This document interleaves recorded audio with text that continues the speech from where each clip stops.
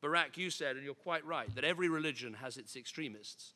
But we have to be frank that the biggest problem we have today is the Islamist extremist violence that has given birth to Isil, to Al-Shabaab, to Al-Nusra, Al-Qaeda, and so many other groups. But I want to make just one point in my remarks, and it's this, that I think what we're saying about countering violent extremism, I don't think it's enough. I think we need to focus on the extremism that lies behind the violent extremism as well.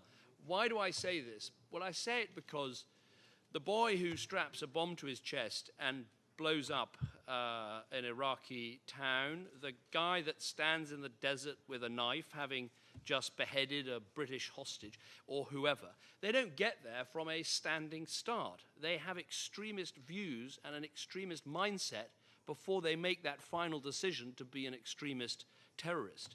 Now, maybe it starts with being told that Christians and Muslims can't live together. Maybe it moves on to being told the Muslims everywhere in the world are under attack, the grievance narrative.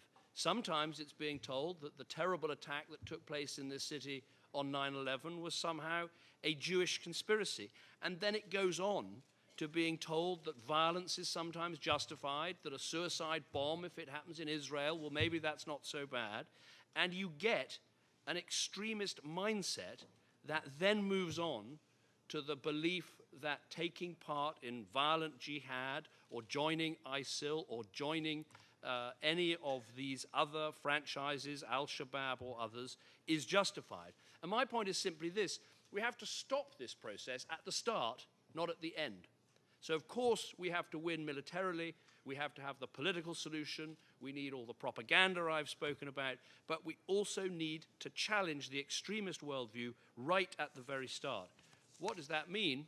Well, in Western countries, it means we have to root out the extremist preachers that are poisoning the minds of young Muslims in our country.